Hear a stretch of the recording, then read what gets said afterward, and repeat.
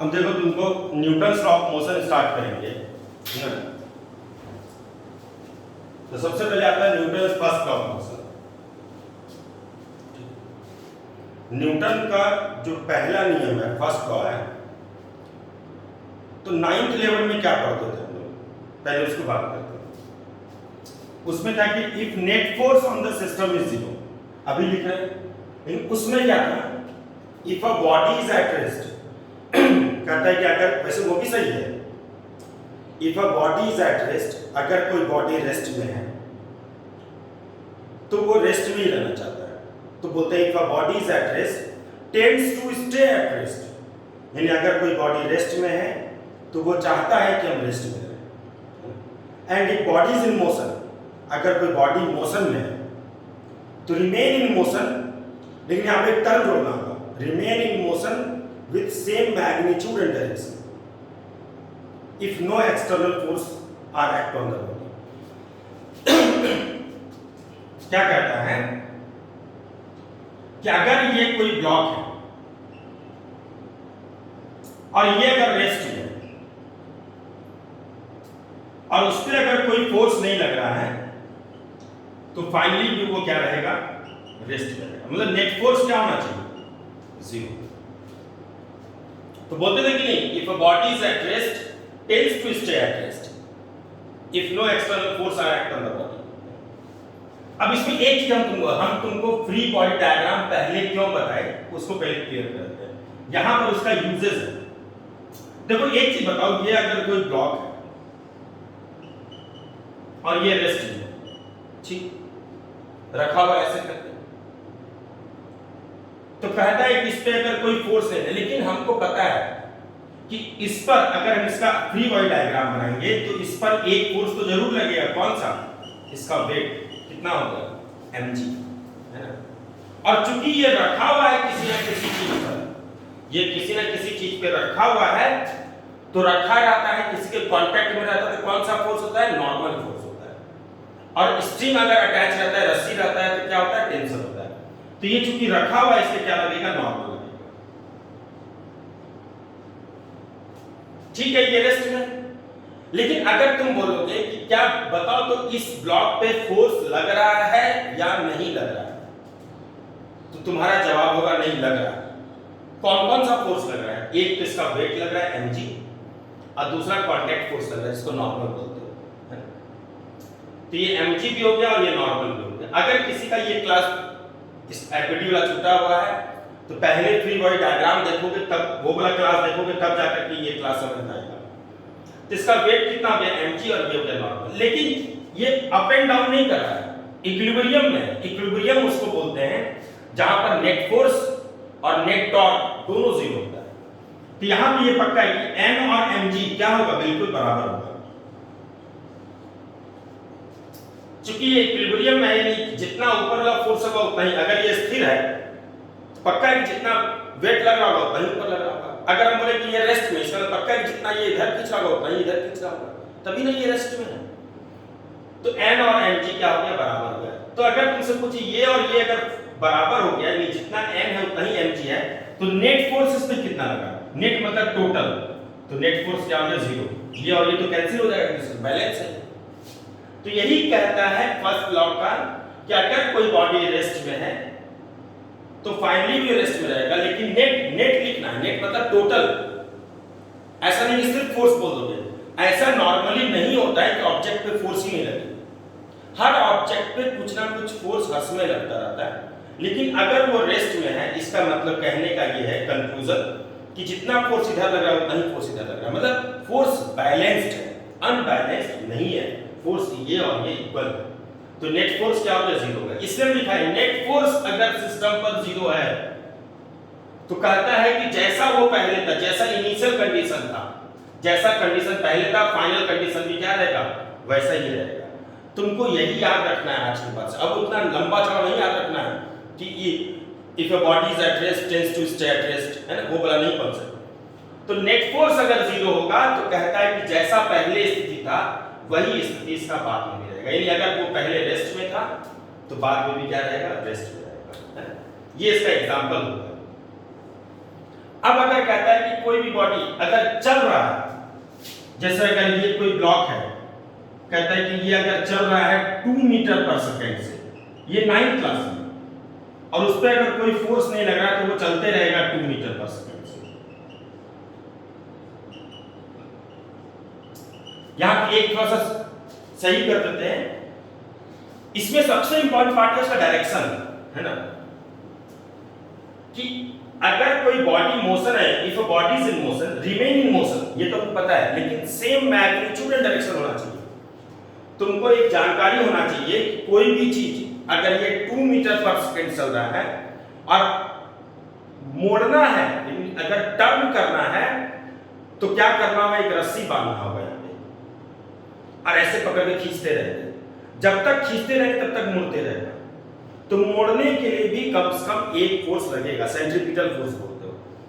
तो कंक्लूजन यहाँ पे है कि कोई भी ऑब्जेक्ट अपना डायरेक्शन तभी चेंज कर पाता है जब उस पर फोर्स लगेगा, और अगर फोर्स नहीं लगेगा तो वो डायरेक्शन बिल्कुल नहीं चेंज करेगा। तो इसका मतलब अगर कोई ऑब्जेक्ट चल रहा है 2 मीटर पर सेकेंड से, ये चल रहा है 2 मीटर पर सेकेंड से, और किस डायरेक्शन में चल रहा है, एक्स एक्सिस में। देखो यहां पर आई कैप लिख दिया, तो इसका वेट कितना हो गया mg, और ये क्या हो गया नॉर्मल, चल रहा है 2 मीटर पर सेकेंड से, तो कहता है कि ये चलते रहेगा 2 मीटर पर सेकेंड से, कोई फर्क नहीं पड़ेगा। क्यों ऐसा होगा, क्योंकि नेट फोर्स क्या है इसका, 0 है, यानी इसका फाइनल वेलोसिटी कितना रहेगा, 2 मीटर पर सेकेंड, इवन डायरेक्शन भी वही रहेगा। और अगर तुम इधर लगा रहे हो फॉर टाइम बिंग 10 न्यूटन और उसी वक्त इधर भी लगाने लगा 10 न्यूटन, तो पर भी कोई फर्क नहीं पड़ेगा, क्योंकि n और mg बैलेंस है, इधर का 10 इधर का 10 बैलेंस है, तो नेट फोर्स तो 0 है ना, इसलिए इसके वेलोसिटी को कोई फर्क नहीं पड़ेगा।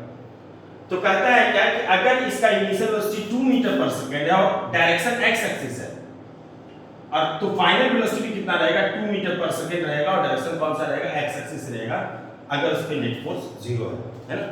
तो इसको अब हम लोग थोड़ा सा थ्योरी के लैंग्वेज में जानते हैं।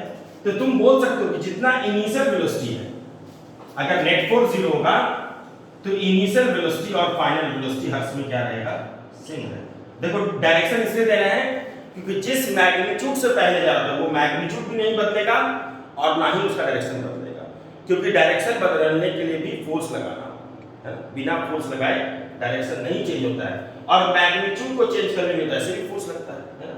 यानी अगर चाहते हो कि ये 2 से 3 हो जाए तो ताकत लगाओगे तब ना 2 से 3 होगा, अगर चाहते हैं कि स्पीड कम हो जाए तो जिधर जा रहा है उसको उल्टा लगाओगे ताकत, यानी जिधर डायरेक्शन है मूवमेंट का उसके एलोंग अगर फोर्स लगाते हो तब तो रफ्तार बढ़ जाएगा, स्पीड बढ़ जाएगा उसका, और उसके अपोजिट लगाओगे तो स्पीड कम होगा, और नहीं लगाएंगे कोई ताकत, यानी नेट फोर्स अगर 0 होगा जितना चल रहा है चलते रहेगा, है ना।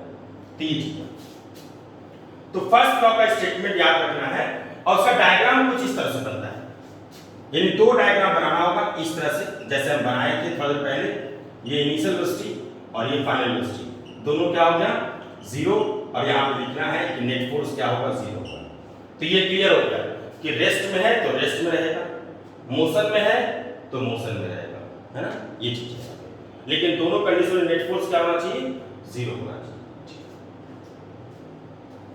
अब आता है न्यूटन का सेकेंड लॉ। न्यूटन का जो सेकेंड लॉ है हम पहले बोल चुके हैं, न्यूटन का जो सेकेंड लॉ वही मेनली न्यूटन लॉ है ना, और न्यूटन का सेकेंड लॉ हम लोग पहले ही पढ़ चुके हैं, है ना। जिस दिन हम एक्सप्रेशन बताए थे उसी दिन न्यूटन का सेकेंड लॉ पढ़े थे। फोर्स का जो डेफिनेशन होता है वही बेसिकली न्यूटन का होता है। जो फोर्स का परिभाषा होता है, फोर्स का परिभाषा क्या था, the rate of change of linear momentum is called force, था ना। तो न्यूटन सेकेंड लॉ क्या है, कहता है the rate of change of linear momentum, the rate of change of linear momentum. Linear मतलब क्या बताया, सीधा जो चलता है उसको लीनियर बोलते हैं, है ना। अब मोमेंटम किस चीज का प्रोडक्ट होता है, मास और वेलोसिटी का, है ना।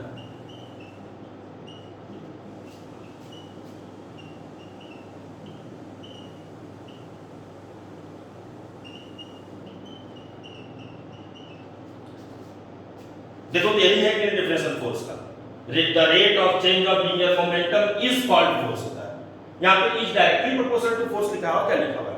एक ही चीज है ना? And change takes place in the direction of light force.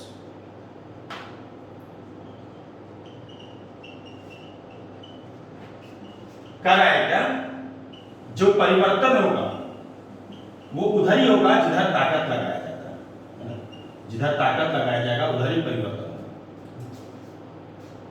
ये तो फोर्स का डेफिनेशन क्या था?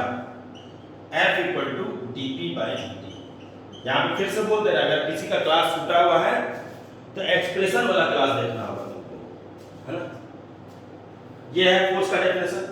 The rate of change of linear momentum is called force, है ना? कैसे निकाले थे एक्सप्रेशन, हम याद दिला देते हैं एक बार, है ना? फिर से मोमेंटम क्या होता है? मास और वेलोसिटी का प्रोडक्ट होता है। न्यूटन ने क्या कहा? न्यूटन ने कहा कि मोमेंटम अगर बदलेगा तो समझ लो कि कोई ना कोई ताकत लगा रहा है। अब मोमेंटम किन दो चीज से मिलकर बना है? मास और वेलोसिटी से। इसका मतलब मास बदलेगा तो पर भी मोमेंटम बदल सकता है, और अगर मोमेंटम बदलेगा तो कोई ना कोई फोर्स लगा रहा है। वेलोसिटी बदलेगा फिर भी मोमेंटम बदल सकता है, इसका मतलब कोई ना कोई फोर्स लगा रहा है ना? ये चीज। तो फोर्स इक्वल टू क्या था? dP by dt। अच्छा, P के जगह क्या लिखते थे तुम? M इंटू V लिख सकते हो P की जगह। इसका तरीका सिखाए थे। एक बार इसको कांस्टेंट रखना है, इसको चेंज करना है। क्यों? क्योंकि अगर कोई ऑब्जर्वर है, मान लो हम ऑब्जर्वर हैं, और एक साथ अगर दो चीज चेंज करेगा तो कोई भी ऑब्जर्वर एक साथ दोनों का चेंजेस नहीं देख सकता। डी मतलब चेंजेस। तो वो क्या करेगा? एक एक करके करेगा। पहले बोलेगा मास ये चेंज करो, फिर बोलेगा वेलोसिटी चेंज करो। तो मास को कांस्टेंट रखते हैं और वेलोसिटी चेंज करते हैं। जिसका भी क्लास छूटा हुआ है काइंडली वो प्रीवियस क्लास देखोगे तभी क्लियर होगा। और dV बाई dt को क्या बोलते हैं? A यानी एक्सेलरेशन। तो ये बेसिकली था न्यूटन्स लॉ ऑफ मोशन का एक्सप्रेशन, जो हम लोग पहले ही पढ़ चुके हैं। इसी में था स्पेशल केस। क्या था स्पेशल केस? फोर्स का डेफिनेशन ये हो गया। कहता है कि अगर मास कांस्टेंट रहेगा तब क्या होगा? यानी मास और वेलोसिटी दोनों चेंज करेगा, या कोई भी एक भी चेंज करेगा तो मोमेंटम चेंज करेगा, मोमेंटम चेंज करेगा तो फोर्स होगा। यही कहा। लेकिन अब स्पेशल केस कर रहा है कि नहीं, मास और वेलोसिटी, मास नहीं चेंज कर रहा है, इसका सिर्फ कौन चेंज कर रहा है? वेलोसिटी चेंज कर रहा है। तो कह रहा है कि अगर मास नहीं कांस्टेंट रहेगा और वेलोसिटी क्या रहेगा? वेरिएबल रहेगा, यानी बदलेगा कौन? वेलोसिटी। F इक्वल टू क्या होता है? dP by dt। P के जगह क्या लिख सकते हो? M into V। क्वेश्चन में क्या दिया हुआ है? स्पेशल केस में मास नहीं बदल रहा है, सिर्फ कौन चेंज कर रहा है? वेलोसिटी। तो मास तो ऐसे ही बाहर है, इसके अंदर तो वही रह सकता है जो चेंज करेगा। तो मास और वेलोसिटी, पिछले बार मास और वेलोसिटी दोनों चेंज कर रहा था, जो ओरिजिनल न्यूटन्स लॉ था। यही न्यूटन्स लॉ है कि मास और वेलोसिटी कोई भी चीज चेंज करेगा तो फोर्स होगा। तो देखो, एक बार किसका चेंज है? वेलोसिटी का। एक बार किसका चेंज है? मास का। जबकि ये उसका स्पेशल केस है, कह रहा है नहीं मास नहीं चेंज करेगा, सिर्फ वेलोसिटी चेंज करेगा। तो ये हो गया। और dV बाई dt क्या लिख सकते हैं? A। तो F इक्वल टू क्या है? dP by dt। P की जगह क्या लिख दे? M into V। क्वेश्चन में दिया हुआ मास नहीं चेंज कर रहा है, बाहर करके सिर्फ। इसका मतलब F इक्वल टू ma तुम तभी लगा सकते हो जब मास क्या रहेगा? कांस्टेंट रहेगा, जिसको तुम 9th में न्यूटन्स लॉ बोलते थे। लेकिन अब इसको न्यूटन्स लॉ नहीं बोलना है, यही सिखाया था तुमको। क्योंकि न्यूटन ने क्या कहा था कि दोनों में से कोई भी बदलेगा तो फोर्स होगा। हम एग्जांपल भी बताए थे, इसको रिपीट भी करते हैं। अगर तुम्हारे प्रिंसिपल बोलते हैं कि तुम अपने पेरेंट्स को लेके आना, इसका मतलब माँ और पापा किसी को भी ला सकते हैं या दोनों को ला सकते हैं। लेकिन अगर प्रिंसिपल बोले कि नहीं सिर्फ अपने पापा को लेके आना या सिर्फ अपने मम्मी को लेके आना, तो दोनों की वर्डिंग में डिफरेंस है। न्यूटन ने कहा कि फोर्स तभी होगा जब मोमेंटम चेंज करेगा, और मोमेंटम दो चीज से मिलकर बना, मास और वेलोसिटी। मास चेंज करे या वेलोसिटी चेंज करे या दोनों चेंज करे, फोर्स हो सकता है। यानी एक तरह से हो गया पेरेंट्स, मम्मी भी आ सकती है, पापा भी आ सकते हैं, दोनों में से कोई भी चेंज करेगा, फोर्स होगा। लेकिन ये ऐसा केस नहीं है। इसमें कह रहा है कि नहीं, मास नहीं बदलना चाहिए, सिर्फ क्या होना चाहिए? वेलोसिटी बदलना। यानी एक तरह से ये सिर्फ एक गार्जियन को बुला रहे हैं, यानी पापा को बुला रहे हैं। तो इसमें क्या हो गया, न्यूटन ने कहा दोनों में से कोई भी बदलेगा तो फोर्स होगा, जबकि ये उसका स्पेशल केस हो गया कि नहीं, मास नहीं बदलना चाहिए, वेलोसिटी बदलना चाहिए, है ना, तब ये वाला फॉर्मूला रहेगा। मास कांस्टेंट रहेगा और वेलोसिटी चेंज करेगा तब नहीं ये होगा। तो ऐसा तो न्यूटन ने नहीं कहा था, न्यूटन ने तो कहा कि दोनों में से कोई भी चीज चेंज करेगा तो फोर्स होगा। इसलिए F = ma को हम लोग न्यूटन्स लॉ अब नहीं बोलेंगे 11th क्लास में, 9 तक बोल सकते हो, 9 10 तक, है ना। ऐसा नहीं कि 9 में तुम पढ़ के आए हो तो वहां पे जो पढ़ाया गया है वो उस स्टैंडर्ड के लायक ठीक है ना। लेकिन 11th में अगर तुमसे पूछता है कि F = ma न्यूटन्स लॉ है या नहीं है, तो तुमको बोलना नहीं है। फिर आता है इसी का सेकेंड केस। क्या है सेकेंड केस? अब एक बार हो गया मास कांस्टेंट, अब कर देते हैं वेलोसिटी कांस्टेंट। इसका इस बार कौन वेरिएबल होगा? मास वेरिएबल होगा। तो फोर्स का डेफिनेशन क्या करता है? The rate of change of linear momentum is called force. P के जगह क्या लिखा? m × v। कह रहा है कि वेलोसिटी नहीं बदलेगा, सिर्फ कौन बदलेगा? मास। तो वेलोसिटी को क्या कर दिया? बाहर कर दिया, सिर्फ कौन चेंज किया? मास। तो इसका F = v dm/dt हम लोग तब लगा सकते हैं जब वेलोसिटी कांस्टेंट रहेगा। और इस फोर्स का नाम क्या रखे थे? थ्रस्ट। मास चेंज के कारण जो फोर्स होता है उसे क्या बोलते हैं? थ्रस्ट बोलते हैं। इसका एग्जांपल क्या बोलते हैं? बैलून। ये बैलून अगर है और इसका हवा निकल रहा है, एयर लीक कर रहा है, तो क्या होगा? बैलून को ऊपर उड़ते चला जाता है। तो अगर बैलून से हवा छोड़ के उड़ जाता है ऊपर, तो क्यों उड़ता है? क्योंकि मास चेंज करता है। मास अगर चेंज करेगा फिर भी फोर्स होता है ना। लेकिन ये भी न्यूटन्स लॉ नहीं है। तो न्यूटन्स लॉ को ध्यान रखना है, ये वाला। और न्यूटन का जो सेकेंड नियम है वो यही है बेसिकली, है ना। न्यूटन सेकेंड का ऑप्शन यही है। अब आते हैं Newton's third law of motion, है ना, जो सभी बच्चों को याद आता है ना। सबसे ज्यादा फेमस तो न्यूटन्स थर्ड लॉ ही है ना। क्या कहता है third law? Every action has an equal and opposite reaction।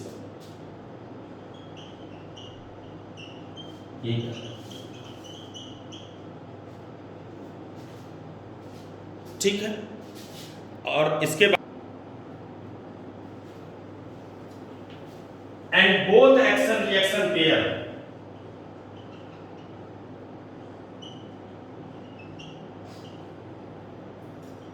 यहां बड़ा इंपॉर्टेंट पार्ट है। Action reaction pair are act on two different bodies.